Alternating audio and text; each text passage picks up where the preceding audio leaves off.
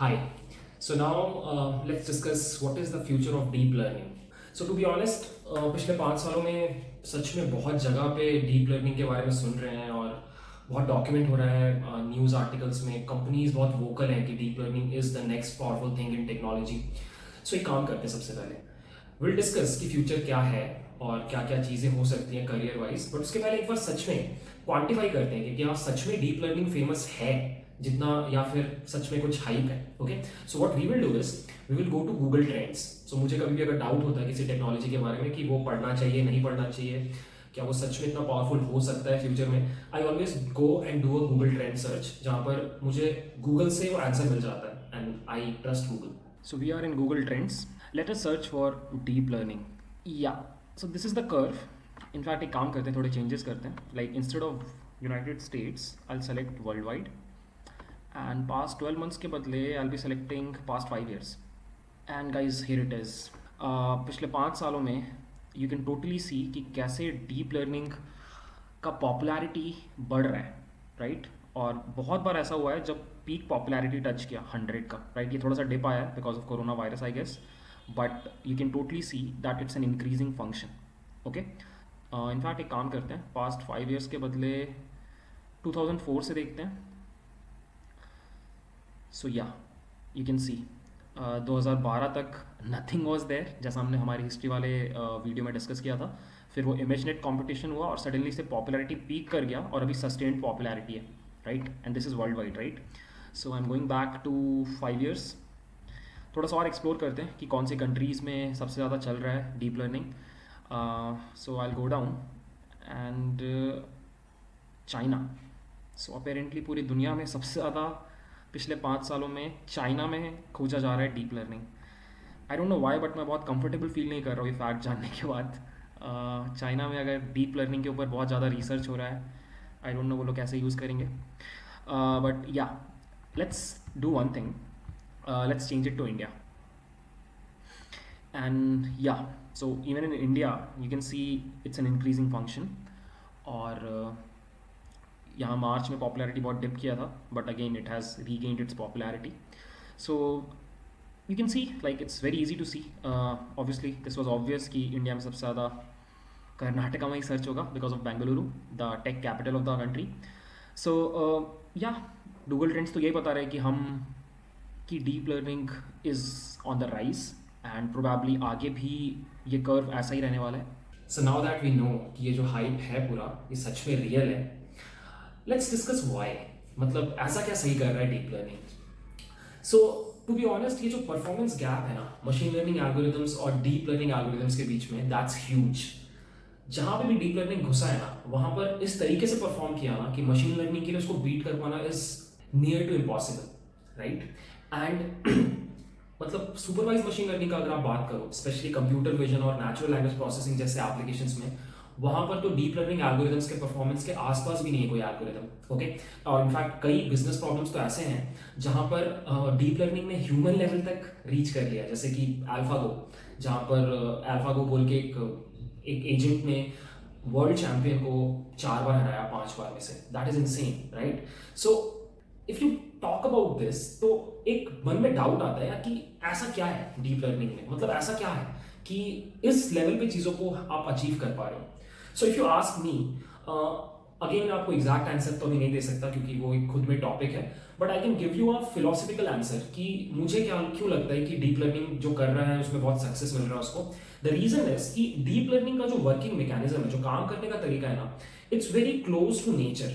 Okay, let me explain मैं क्या बोल रहा हूँ। सो अगर आपको एक इमेज को क्लासिफाई करना है कि उसमें डॉग है कि नहीं, डीप लर्निंग क्या करता है कि डीप लर्निंग पहले पिक्सल्स को उठाता है, ठीक है? फिर वो पिक्सल्स को जोड़ जोड़ के वो एजेस को निकालता है, फिर वो एजेस को जोड़ जोड़ के एक शेप को निकालता है, और फिर वो शेप को जोड़ जोड़ करके एक्चुअल डॉग को पता करता है कि वो है कि नहीं। सो एकदम ग्राउंड अप आप बिल्ड कर रहे हो, राइट? अगर आपको आइडेंटिफाई करना है कि एक particular text sentiment, I am sorry, एक पर्टिकुलर पैराग्राफ का सेंटिमेंट क्या है, एक टेक्स्ट का सेंटिमेंट क्या है, सो अगेन डीप लर्निंग कैसे स्टार्ट करेगा? वो एक लेटर को पकड़ेगा, फिर वो वर्ड को पकड़ेगा, फिर वो सेंटेंस को पकड़ेगा, और फिर वो पूरे पैराग्राफ को पकड़ेगा। सो यहाँ पे क्या होता है कि डीप लर्निंग में लेयर्स होते हैं, hidden layers. So every hidden layer will handle one particular thing. Okay, so what it will do is कि सबसे पहला वाला लेयर एजेस को कैच कर रहा है, नेक्स्ट वाला लेयर शेप्स को कैच कर रहा है, और उसका नेक्स्ट वाला बता रहा है कि वो इमेज किस चीज का है, राइट। सो जो हिडन लेयर्स है ना, इनका यही काम है कि वो नेक्स्ट एब्स्ट्रैक्ट चीज को कैप्चर करते हैं। And to be honest nature में भी यही हो रहा है। नेचर में इफ यू थिंक,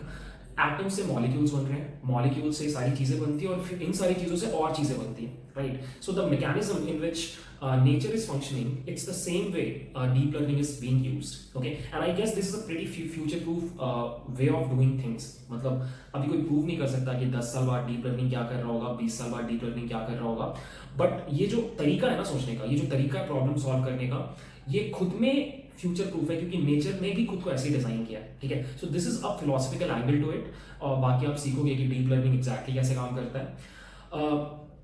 बट ऐसा नहीं है यार कि हर चीज डीप लर्निंग के ही फेवर में है। मतलब हम अभी कॉन्स्टेंटली डीप लर्निंग के बारे में पढ़ रहे हैं तो ऐसा फील होता है कि डीप लर्निंग इज एवरीथिंग, हर चीज को डीप लर्निंग से सॉल्व करना चाहिए, ऐसा नहीं है। So there are certain things जो डीप लर्निंग नहीं कर सकता, एंड टू बी ऑनेस्ट इसीलिए मशीन लर्निंग एग्जिस्ट कर रहा है, अदरवाइज मशीन लर्निंग ऑब्सोलीट हो चुका होता। डीप लर्निंग क्या नहीं कर सकता है? Deep learning cannot do unsupervised machine learning problem, at least at this point बहुत अच्छा नहीं है, performance बहुत अच्छा नहीं है, and it's much easier to implement a machine learning algorithm to solve unsupervised machine learning problems, okay। So unsupervised learning not good। second, अगर आप कोई बहुत बड़े business problem पे काम नहीं कर रहे हो, छोटा डेटा है आपके पास कम कंप्यूटेशन पावर है, वहाँ पर कोई लॉजिक नहीं है डीप लर्निंग यूज करने का। इट्स लाइक आपके नेबर से फाइट हुआ और आप उसके ऊपर एटम बम छोड़ रहे हो, राइट। ओवरकिल है, मतलब जरूरत ही नहीं है। बड़े प्रॉब्लम्स को टैकल करने के लिए डीप लर्निंग इज गुड, छोटे प्रॉब्लम्स के लिए machine learning is great, okay. So the good part is कि ये दोनों चीजें को एग्जिस्ट कर पा रही हैं, ठीक है। सो कुछ चीजों के लिए मशीन लर्निंग बहुत अच्छा है और कुछ चीजों के लिए डीप लर्निंग बहुत अच्छा है। सो इफ यू आस्क मी कि क्या फ्यूचर है फिर डीप लर्निंग का, तो आई वुड से कि एज अ टेक्नोलॉजी सिंस ये बहुत तेजी से ऊपर उठा है, इसको मेच्योर होने में थोड़ा टाइम लगेगा।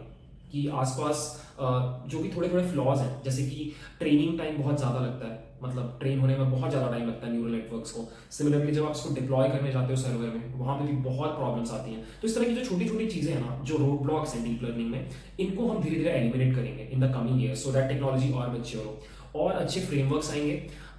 You never know, existing software frameworks के साथ वो मर्ज करेंगे और बेसिकली और ज़्यादा डेमोक्रेटाइज होगा ये पूरा का पूरा डीप लर्निंग का जो पूरा इकोसिस्टम है, और ज़्यादा लोगों को लाया जाएगा, और फिर ये डीप लर्निंग और बहुत सारी फील्ड्स में पेनिट्रेट करेगा। जैसे अभी सिर्फ हेल्थ केयर, फाइनेंस और image processing, natural language processing में घुसा हुआ है, धीरे धीरे ये और भी फील्ड्स को टच करेगा। So future is obviously bright.